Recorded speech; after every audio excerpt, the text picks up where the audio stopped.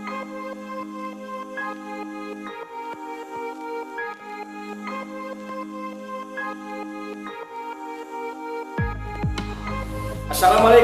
warahmatullahi wabarakatuh. Halo semuanya, apa kabar untuk hari ini? Alhamdulillah, luar biasa. Allahu Akbar, yes. Nah, tetap semangat ya.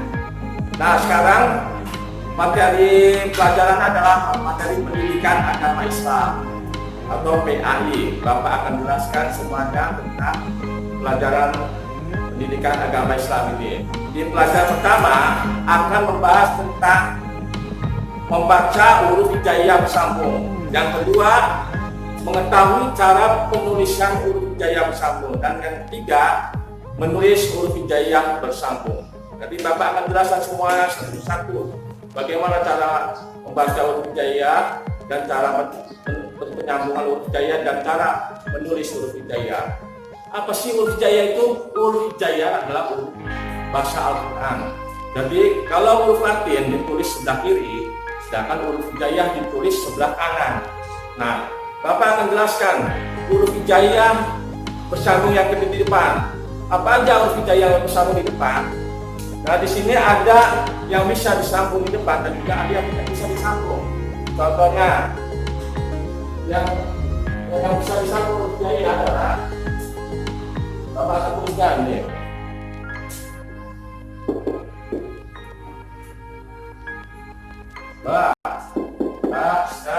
Dan dilihat di bukunya, antum lihat buku di halaman 3, di situ dijelaskan ada huruf hijaiyah di depan yang bersambung dan huruf hijaiyah yang tidak bisa disambung.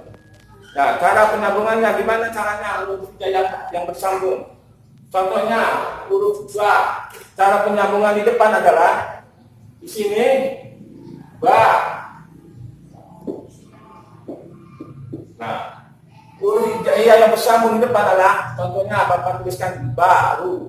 Ya, artinya ba disambung dengan ro. Jadi di sini antum bisa membedakan mana yang bisa disambung dan mana yang tidak bisa disambung. Sedangkan yang tidak bisa disambung adalah huruf alif. Nah, yang ini Bapak tuliskan, yang ini yang tidak bisa disambung. Ro, ja, dan wow. Dari sini huruf hijaiyah ini yang tidak bisa disambung, yang tidak bisa disambung di depan. Dan selanjutnya, bagaimana cara penulisan huruf hijaiyah bersambung yang di tengah? Contohnya, ada huruf hijaiyah bersambung di depan, ada 22 huruf yang bisa disambung. Sedangkan huruf hijaiyah yang bersambung di tengah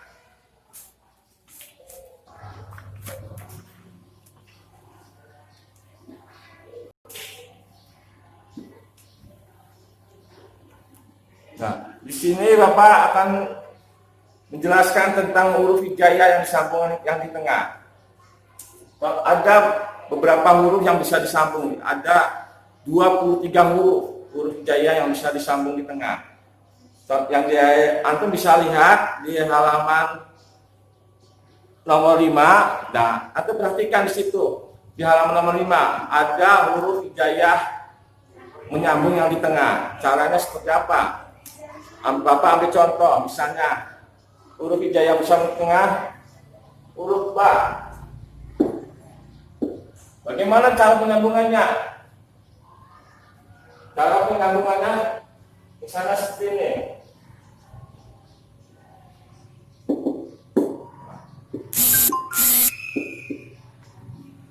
Nah, misalnya seperti ini. Huruf ba, cara penyambungannya dengan ta baru. Jadi di sinilah posisi ba ada di posisi tengah. Dan untuk penyambungannya seperti ini. Dan ada juga huruf hijaiyah yang tidak bisa disambung tengah. Sama seperti yang di huruf hijaiyah di depan. Jadi huruf tersebut yang tidak bisa, yang di atas posisinya itu tidak bisa disambung yang di tengah. Nah, Bapak akan jelaskan lagi mengenai huruf hijaiyah disambung yang di belakang. Nah, di sini ada huruf hijaiyah bersambung di akhir, itu ada 28 huruf. Jadi lebih banyak. Karena di yang terakhir ini lebih banyak dari yang huruf hijaiyah di depan dan di tengah. Ada 28 huruf yang bisa disambung. Contohnya, Bapak ambil contoh misalnya yang disambung yang di akhir. Contohnya ba. Bagaimana cara penyambungannya? Misalnya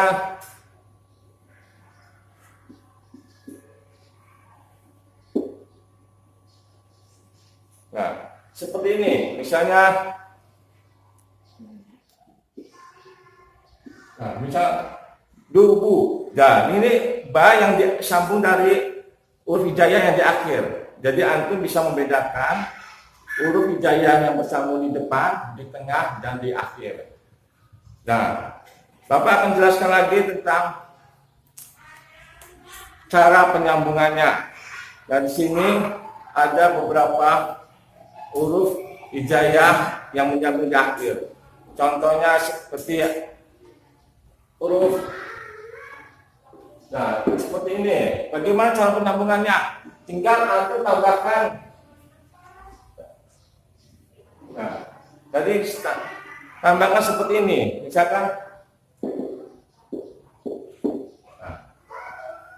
ingat, jadi huruf nun, nah ditambahkan dengan huruf ta. Jadi bacanya seperti ini. Itu penyambungannya di akhir.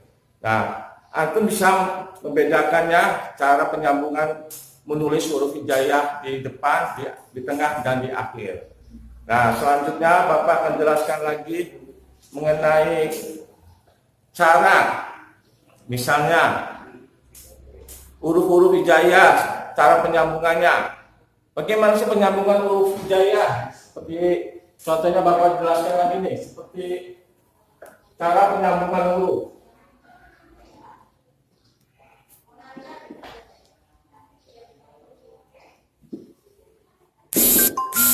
Nah, contohnya seperti ini. Penyambungannya gimana? Nah, kalau penyambungannya seperti tok, tok, tok. Nah, jadi antum bisa menyambungkan caranya seperti ini. Nah, jadi ini untuk menyambungkan huruf hijaiyah. Terus bagaimana kalau begini?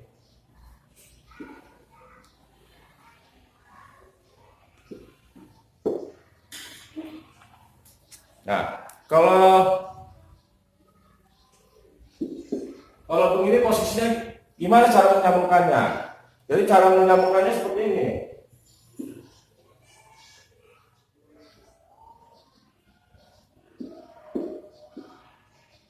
Nah, jadi cara menyambungkan huruf ada beberapa huruf yang bisa disambungkan dan ada yang tidak bisa disambungkan. Ya, antum paham semua, mengerti tentang cara penyambungannya.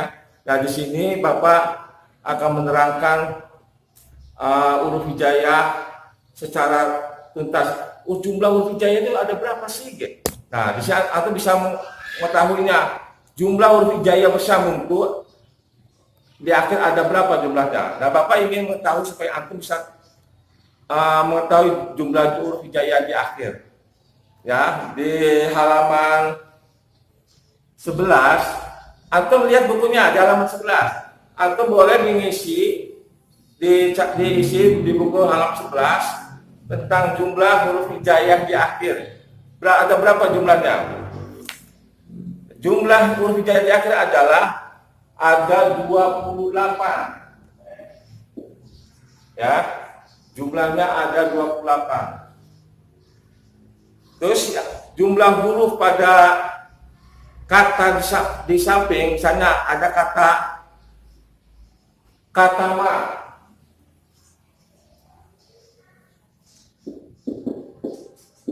Nah, huruf kata ma itu ada berapa huruf? Di situ dituliskan kata ma. Dan itu bisa diisi jumlahnya ada berapa huruf? Ya, katama itu berarti ada 3 huruf. Ya. Selanjutnya jalasa, misalnya seperti jalasa. Ini berarti bisa disambung semua dari depan, tengah, pun dari akhir juga. Selanjutnya tentang ada kotofa. Nah, jika dipisah menjadi seperti apa kotofa? Ya, jadi ada 3 huruf. Kalau antum memisahkan kalimat kotofa seperti apa? Kalau kotofa, tulisannya seperti ini.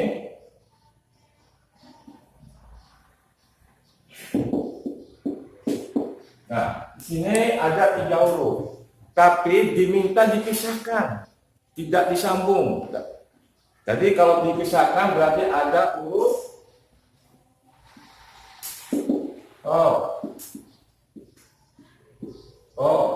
dan jadi ada 3 huruf, ya. Ini kalau tidak disambungkan. Kalau disambungkan seperti ini. Jadi antum bisa membedakan cara menyambung dan cara memisahkan huruf tersebut. Dan selanjutnya rosama. Kalau disambungkan rosama seperti apa? Ingat, huruf ro kalau disambung di depan itu tidak bisa. Contohnya seperti ini.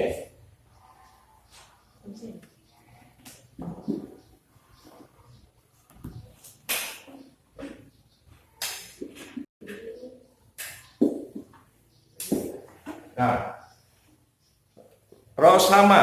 Jadi kalau rosama ada huruf yang tidak bisa disambung di depan. Jadi posisinya kalau huruf ro disambung di depan nggak bisa. Jadi cara penyambungannya seperti ini. Nah, jadi bisa membedakan mana huruf di depan yang tidak bisa disambung dan mana yang bisa disambung. Jadi rosama. Ya, pastikan semuanya antum lihat, pahami di buku tentang kalimat-kalimat tersebut. Dan Bapak jelaskan lagi mengenai tentang sambungan huruf-huruf menjadi sebuah kalimat. Bagaimana sambungan huruf-huruf seperti membentuk kalimat? Contohnya,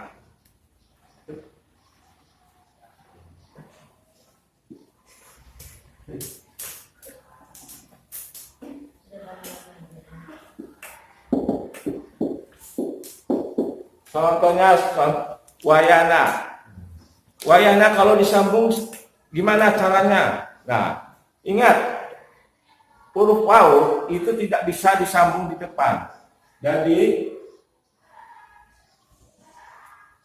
kalau disambung seperti ini. Ya. Jadi sebenarnya mudah sekali ya, antum bisa membedakan mana yang bisa disambung dan mana yang tidak. Jadi kalau wayana yang tidak disambung, kalau disambungkan seperti ini, ya.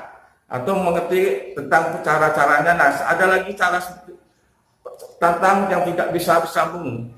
Contohnya sadala. Nah, ingat sadala di sini yang tidak disambung di huruf tengahnya.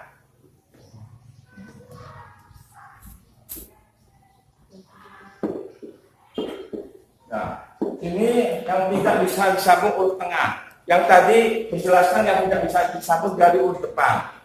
Sedangkan yang ini yang di tengahnya. Jadi cara penyambungannya adalah seperti ini.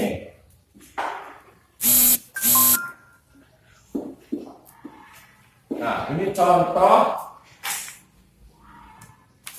menulis cara menulis penyambungan huruf yang di tengah yang tidak bisa disambung. Ya.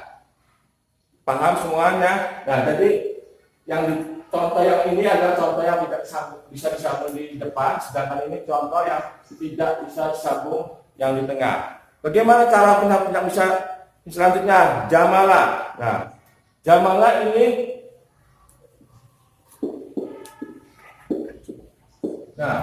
jamala ini bisa disambung semuanya. Jadi cara penyambungan di akhir. Nah, kalau di akhir, cara penyambungan jamalah seperti ini. Jadi huruf akhir itu bisa disambung, ya. Nah, selanjutnya yang mengenai, ya sekarang Bapak udah jelaskan tentang penyambungan huruf di depan, di tengah dan terakhir. Nah, Bapak harapkan semuanya bisa mengerti dan memahami cara penyambungan huruf di depan, di tengah dan di akhir. Dan ya, oke, nanti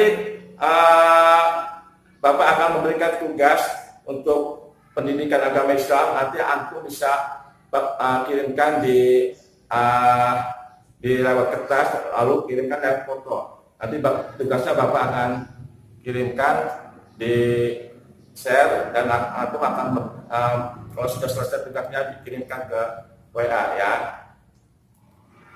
Bapak akhiri, semoga pelajaran pendidikan agama Islam ini bisa bermanfaat, dan Bapak harapkan semoga antum bisa mempelajarinya lebih jelas lagi.